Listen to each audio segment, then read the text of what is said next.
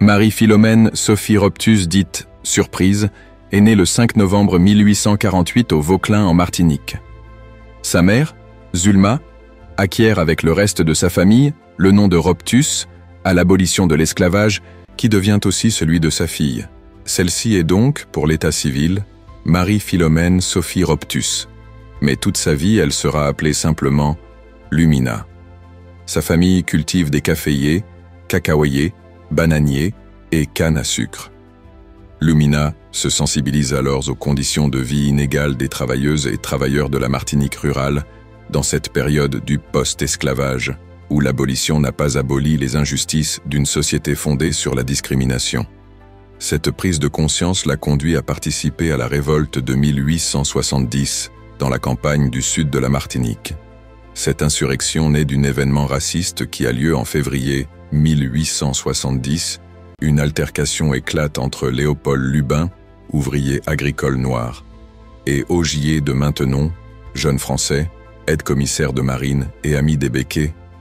Ce dernier l'avait battu à coups de cravache parce que Léopold ne l'avait pas laissé passer avant lui. L'affaire est classée sans suite. Indigné par ce déni de justice, Léopold Lubin se venge 2 mois plus tard en rendant l'appareil à Augier de Maintenon. Il est alors arrêté et condamné en août 1870 à 5 ans au bagne de Cayenne. Le verdict suscite l'émotion de la population locale. La nouvelle proclamée le 21 septembre 1870 va faire exploser la situation. À Rivière-Pilote, la foule se rassemble, réclame la libération de Léopold Lubin et s'en prend à Louis Codet, un Becquet propriétaire de l'habitation La Monie à Rivière-Pilote, qui se montrait arrogant à l'égard de ses ouvriers, d'être resté un nostalgique de l'esclavage, qui s'était vanté d'avoir fait condamner Lubin puisqu'il était membre d'un jury d'assises, composé uniquement de Becquet, et avait notoirement fait flotter le drapeau blanc royaliste, symbole esclavagiste aux Antilles françaises, sur son habitation. Il est arrêté par la foule et assassiné après une fuite de plusieurs jours. Enceinte de 2 mois, Lumina participe au soulèvement, qui durera plusieurs jours, avant d'être réprimée dans le sang par la milice coloniale martiniquaise. Lumina est arrêtée le 26 septembre 1870 à Régal, avant d'être incarcérée au fort de Say. En avril 1871, à la prison centrale de Fort-de-France, identifiée par le gouverneur comme la flamme de la révolte contre l'aristocratie des planteurs, elle est accusée de blasphème, d'avoir voulu dominer des hommes Becquet et d'avoir mis le feu à 3 habitations.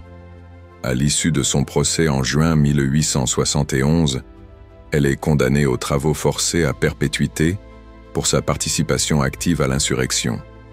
Déportée au bagne de Saint-Laurent-du-Maroni en Guyane, elle donne naissance à un garçon dont elle est aussitôt séparée et qui mourra en prison 1 an plus tard.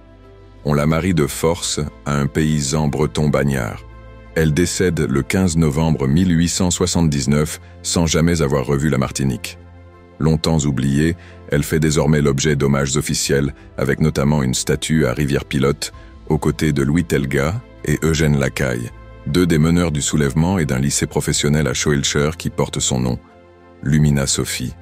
Aimez, partagez et mettez un commentaire.